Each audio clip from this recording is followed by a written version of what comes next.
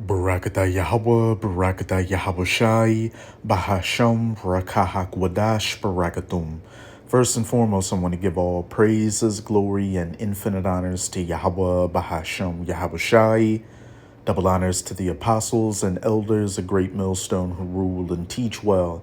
And peace and salutations to you, sincere Akim out there, pushing this word in truth and sincerity to the four corners of the globe. May you brothers endure until the end.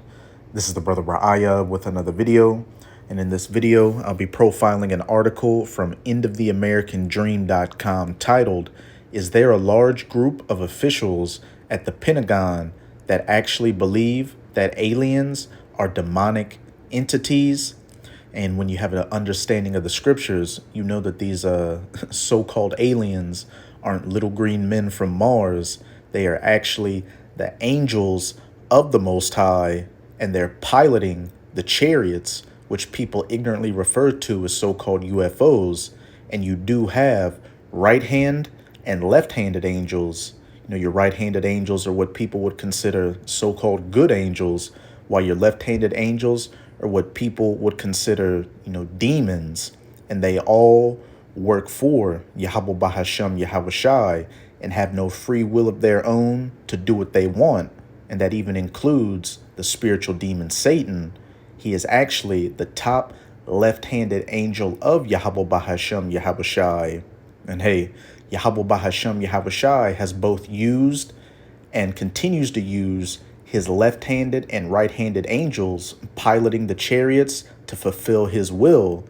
So in a sense, these people that believe that these so-called aliens and UFOs are demonic entities are correct.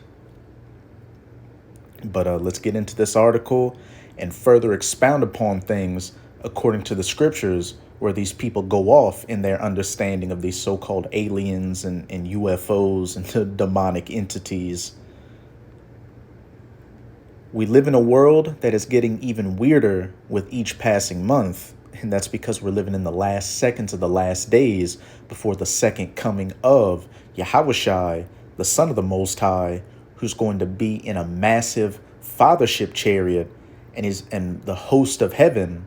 Hey, the Archangel Michael and a bunch of other angels piloting chariots are going to be following with him to make war against the heathen nations, chiefly the biblical Edomites, or these so-called white people, and put an end to their rulership and begin establishing the kingdom of heaven, where the true children of Israel, who are known as the so-called Negroes, Latinos, and Native Americans today, are going to be ruling in. And it's going to begin with the elect of the nation of Israel, who are going to get beamed up onto the chariots to be saved from the destruction that's coming. Nuclear missiles being fired to the ends of the earth during World War III, as well as concentrated heat, or so-called laser beams being fired from the chariots. In the old days, if you talked about UFOs and aliens, a lot of people would be tempted to think that you were nuts. But now, UFOs and aliens are the subject of high-profile hearings in Congress, and corporate news outlets are constantly running stories about new sightings. And best believe those at the very top know exactly what those so-called UFOs and aliens are, especially your elites like the Rothschilds and the Rockefellers. They know that it is the angels of the Most High piloting the heavenly vehicles, the chariots, and that they're coming to make war against the heathens and in this age of the heathens and save the elect and establish the kingdom of heaven. But Esau Edom is going to try to control the narrative and push out a lot of stuff to get the people confused and thrown off course, talking about them being literal aliens from another planet. There's talks of Project Bluebeam being used, which involves holograms putting UFOs into the sky while military vehicles bomb and destroy cities so they can fake an alien invasion and justify bringing in their NW0. But at the end of the day, hey, the elect are going to know exactly what they are. And when Yahushua makes the second coming, there's going to be no confusion whether it's Project Bluebeam or some other Hollywood production. It has become quite clear that something is going on in the skies above our heads, And this has sparked a tremendous amount of speculation. Are we really being visited by entities from another world? Or is it something else going on? And I'm going to jump around in this article to hit the main points. So who is piloting these aircraft?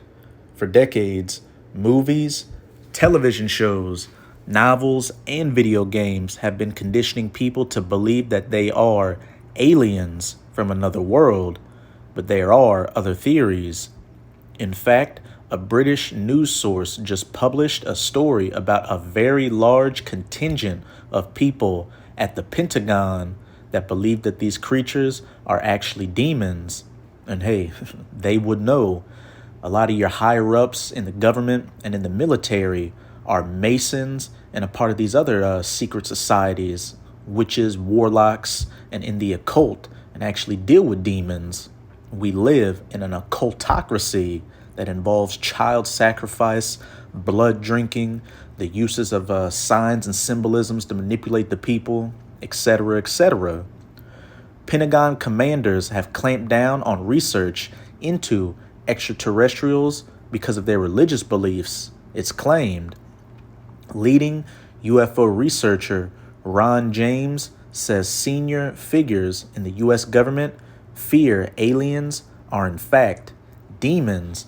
And that's another so-called conspiracy theory that's floating around out there, that those UFOs that crashed at Rockwell were interdimensional vehicles piloted by the fallen angels, which is all BS.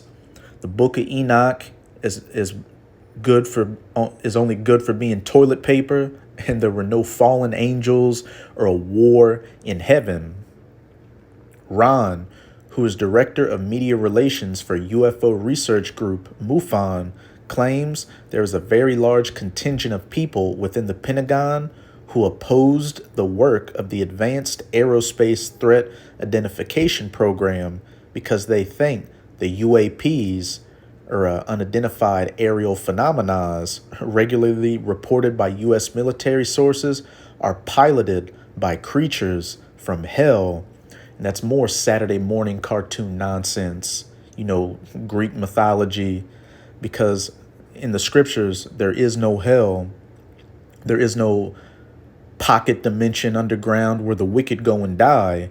When everybody dies, their spirit goes up to the spirit world, or the third heaven, whether you've been righteous or wicked, to rest until the third and fourth generation, where you're reincarnated back into the earth through your line, and that's where you will receive your judgment.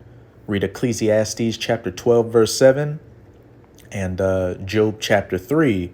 And I believe it's also in Ecclesiastes chapter 3 where it says, and under the heaven, and under the sun is where I saw judgment. And what's underneath the sun? The planet Earth, where people's judgment takes place when they're reincarnated.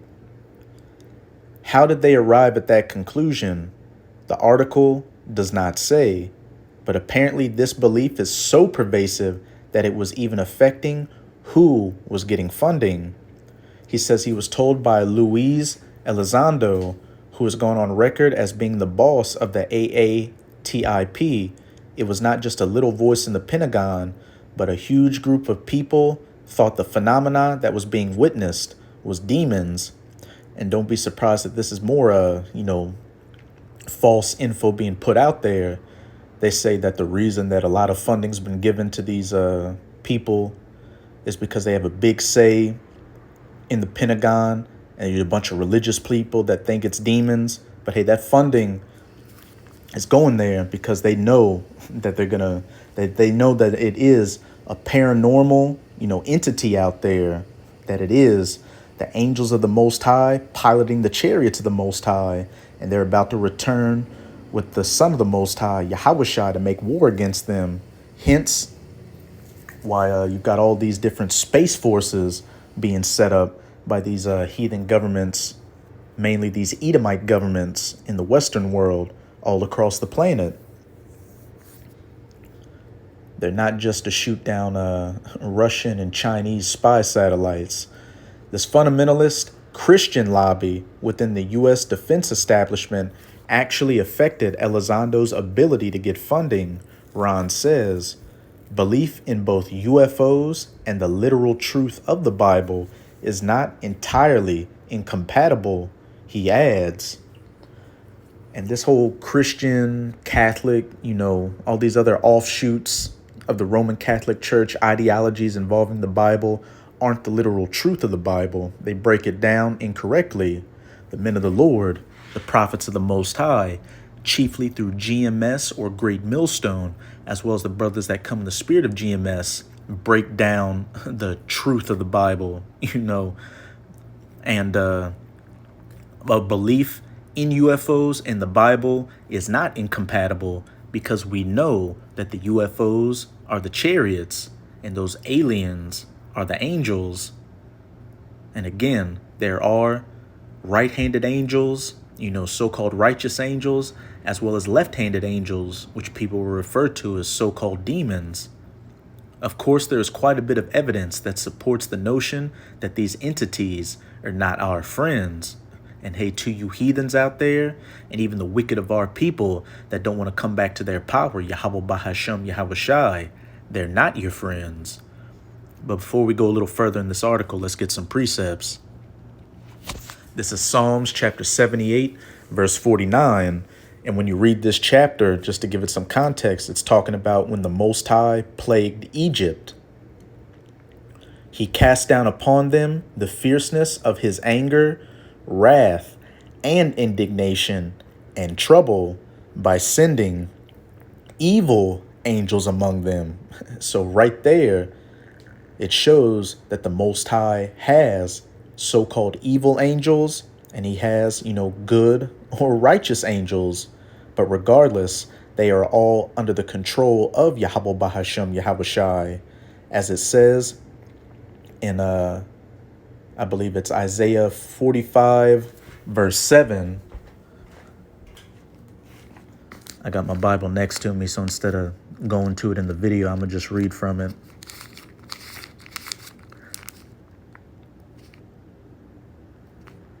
Yeah, Isaiah 45, verse 7. I form the light and create darkness. I make peace and create evil. I, Yahweh, do all these things. Point blank, period. So the Most High is in control of everything that happens in society. There was no fallen angels or a war in heaven where Lucifer, who was the Most High's most beautiful angel, wanted to usurp his authority, so he fought against him. Just Saturday morning cartoon nonsense. And just to further hammer in the point, this is Deuteronomy 32 and 39. See now that I, even I am he, and there is no God with me. I kill and I make alive. I wound and I heal. Neither is there any that can deliver out of my hand. Point blank, period. So the Most High, in sending those plagues in Egypt, sent those evil angels, those left-handed angels, to plague those Hamites, or so-called Africans, who the Egyptians are Hamites, of the tribe of Mizraim. And best believe that when those evil angels were plaguing those Egyptians, they were in the chariots doing so. Now I'm going to go to Job chapter 1. I'm going to read verses 6 to 7. Now there was a day when the sons of God came to present themselves before Yahweh, and the angels are the sons of the Most High, just as the children of Israel are the sons of the Most High. But listen to this. And Satan came also among them. But wait, I thought Satan made a war against the Most High in heaven, and he was cast out of heaven at the beginning of time. And ever since then, he's been trying to, bring down humanity and gather souls for hell. That's not the case. Again, more mythology and bullshit. Satan is a son of the Most High as well. He's actually his top left-handed son. So when the sons of God came into the Most High, hey, Satan came with them. And the Most High spoke with him, and Yahweh said unto Satan, Whence comest thou? Then Satan answered Yahweh and said, From going to and fro in the earth, and from walking up and down in it, going throughout the earth, through the four corners of the earth. And how was he doing it? Inside a chariot. And so like I said at the beginning of the video, these people, these higher ups in the government, talking about how these so-called aliens are actually demonic entities. Hey, they're right in a sense, because demons, are the left-handed side of the Most High, and the Most High is in control of them, and the Most High uses them to enact his judgments, just as he uses his right-handed angels to enact his judgments. And they have the abilities to pilot the chariots, so-called UFOs. Of course, there is quite a bit of evidence that supports the notion that these entities are not our friends. According to Dr. Hugh Ross, human encounters with these entities are always deleterious and can never be categorized as beneficial. As for the human reaction to these encounters, Ross also noted that they are never beneficial and interactions are always deleterious. The best you're going to come away from with one of these encounters is recurring, terrifying nightmares, he said. Worst case scenario, you get killed, and he sent evil angels among them. Reports of alien encounters also mirror what some have experienced during claims of demonic activity, he said. From going into trances to engaging in automatic writing, Ross believes the parallels between possession and purported interactions with extraterrestrials cannot be ignored. And when you understand that those so-called demons are the left-handed angels of the Most High, it would make sense that when people come into contact with them, spiritual activity takes place. And it should be noted that a very high proportion of those that do have such encounters are involved in what? Occult activities in some way, point blank, period. So they're already open to, the so-called spiritual realm. Like I also said earlier, a lot of those higher ups in the government and the military are witches and warlocks and involved in the occult. So they would have some knowledge on so-called aliens being, spiritual entities, demons, angels. So something very strange is definitely going on with these creatures. And these days, members of Congress are even openly talking about them. During a recent podcast, U.S. Representative Tim Burchett suggested that these entities appear to have technology that humanity can't handle. A Tennessee lawmaker issued a dire warning after claiming to have seen classified UFO footage that hasn't been released to the public. Representative Tim Burchett of Tennessee speculated extraterrestrial life forms could have technology that humanity can't handle. And you're damn right about that. When Yahushua and the heavenly host make war against these heathens, chiefly these Edomites, it's going to be a first round knockout, no contest. We're dealing with the abilities, so-called technology of heaven, of the Most High. So what can a man who the Most High created do against that?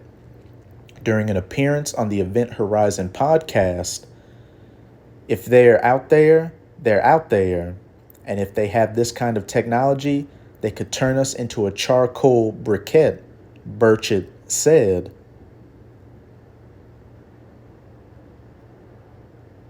I said with this article, you get the point. But hey, so-called UFOs and the aliens piloting them are actually the angels of the Most High piloting the chariots. And you have left-handed or evil angels, demons, as well as right-handed or righteous angels, good angels. And Yahweh Bahashem Yahushai is about to use his angels and his chariots to make war against you heathens, chiefly you Edomites and put an end to your rulership and begin establishing the kingdom of heaven where righteousness will rule for eternity. But now let's get back into these precepts. This is Revelation chapter 1. I'm going to start at verse 1. And hey, Yahushai, he is the Son of the Most High. He is the Son of the Most High. He's an angel as well. He's the top right-handed angel of the Most High, just as Satan is the top left-handed angel. And when you go into the word angel, it simply means a messenger. So the prophets are angels as well. We're right-handed angels. The revelation of Yahushai Hamashiach. The revelation of Yahushai Hamashiach, which the Most High gave unto him, to shew unto his servants things which must shortly come to pass. And we're living in the times of these things coming to pass. And he sent and signified it by his angel unto his servant John. Now I'm going to jump down to verse 7. Behold, he cometh with clouds. And the clouds, again, the clouds are the chariots of the Most High, because in the scriptures, clouds can be synonymous with the chariots. Let's jump to Psalms 104, verse 1. And the header reads, Yahweh's care over all his works. Bless Yahweh, O my soul. O Yahweh, my power. Thou art very great.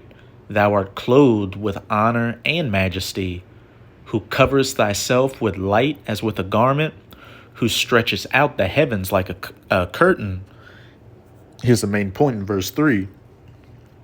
Who layeth the beams of his chambers in the waters, who maketh the clouds his chariot, who walketh upon the wings of the wind, point blank period. And if you can receive it, it was actually Yahushai in a chariot that split the Red Sea for Moses.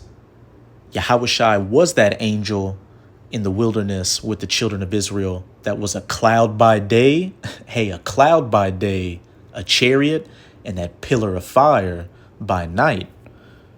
Behold, he cometh with clouds, with chariots, and every eye shall see him. And when you read 2 Esdras chapter 13, the prophet Esdras describes the chariot that Yahushai was coming in, that he saw in his vision, and he said it was like a great mountain. It was so massive that he couldn't see the end of it. Think about those miles-long ships in those movies, Independence Day, which these Hollywood producers and movie makers, who are also witches and warlocks, get their ideas from the scriptures. And when those ships first came into Earth's atmosphere, they were literally in a fiery cloud and broke out of it.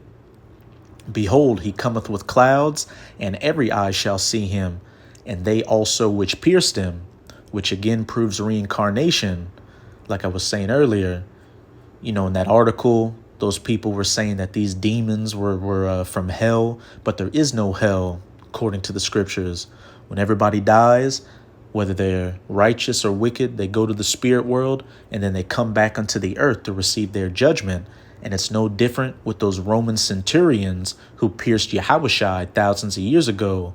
They're back here today to personally receive their judgment from Yahushai. And that's another cut. If you pierced the Son of the Most High on the cross and you were a damn pagan Roman and you died, wouldn't you go to so-called hell and still be there burning for eternity? And you wouldn't come back to be judged by the Son of the Most High? Nothing that these Christians say makes sense when you actually line it up correctly with the scriptures.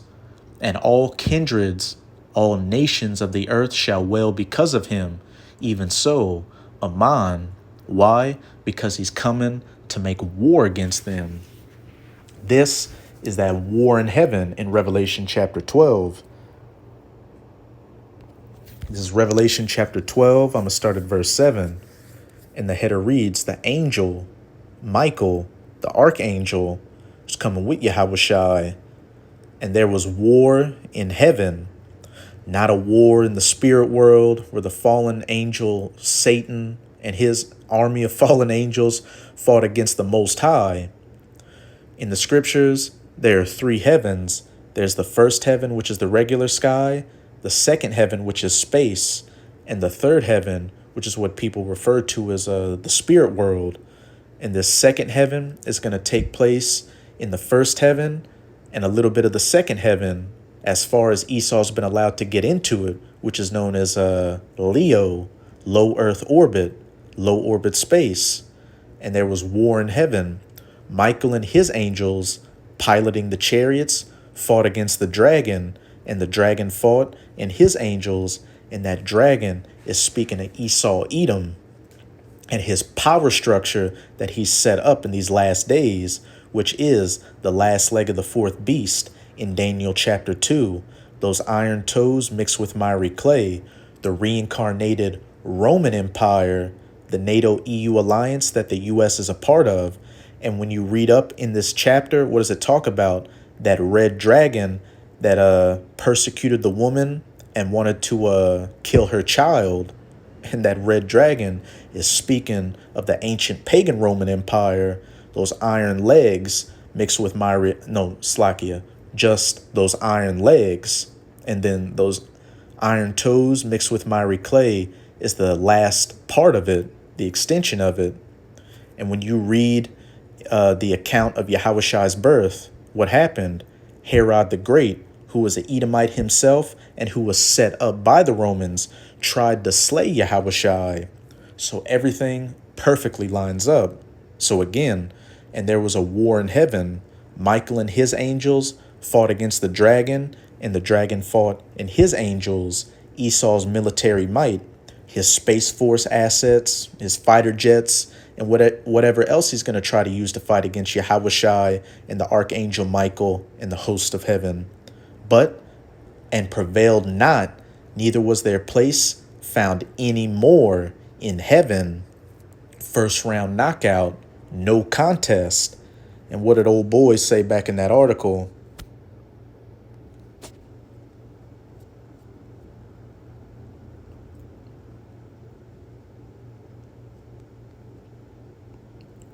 During a recent podcast, U.S. Representative Tim Burchett suggested that these entities appear to have technology that humanity can't handle. If they're out there, they're out there. And if they have this kind of technology, then they could turn us into a charcoal briquette, Burchett said. And prevailed not, neither was their place found any more in heaven, point blank period. Now I'm going to jump to Revelation chapter 19, start at verse 11, and the header reads, "The coming of Hamashiach. And I saw heaven opened, and behold a white horse." And in the scriptures, horses can be symbolic for power. So this is that power that Yahushua is returning in, that massive fathership chariot. And he that sat upon him, speaking of Yahushua, was called Faithful and True. And in righteousness he doth judge and make war. And there was war in heaven. And Michael and his angels fought against the dragon, and the dragon fought and his angels. And all the kindreds of the earth shall wail because of him. His eyes were as a flame of fire, and on his head were many crowns, symbolizing Yahushua's second coming, being that of taking away the rulership of you heathens, chiefly you Edomites. And he had a name written that no man knew but he himself. And he was clothed with a vesture dipped in blood, symbolizing the great death and destruction that Yahushua is bringing to you heathens. Again, chiefly you Edomites. You're the ones that he has his scope firmly set on.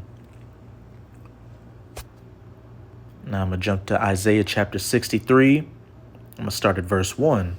The Most High's vengeance on the nations. Who is this that cometh from Edom with dyed garments from Basra? And Basra was an ancient chief city of the Edomites. So modern day Basra would be what? The United States of America. This that is glorious in his apparel, traveling in the greatness of his strength. Hey, and I saw heaven opened, and a great white horse, And he that sat upon him was called Faithful and True, and in righteousness he doth judge and make war. I that speak in righteousness, mighty to save. Wherefore art thou red in thine apparel? Hey, who had a garment that looked like a vesture dipped in blood, that great death and destruction Yahushua is bringing. And thine garments like him that treadeth in the wine fat. I have trodden the winepress alone, and of the people there was none with me. For I will tread them in mine anger, and trample them in my fury. And their blood, whose blood? Esau Edom's blood, shall be sprinkled upon my garments, and I will stain all mine raiment. For the day of vengeance is in mine heart, and the year of my redeemed is come. Hey, the redemption of the nation of Israel, beginning with the elect. And with all these end time signs in the process of taking place or taking place as we speak, and the continuing, sightings of chariots all across the planet, the year of his redeemed is at hand.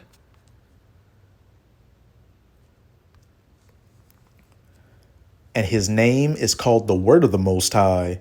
And when you go to John chapter 1, you'll see that the Word of the Most High, wisdom, was made flesh. Son of God, Yahushua, and the armies which were in heaven followed him upon white horses, and Michael and his angels, that fleet of chariots, clothed in fine linen, white and clean.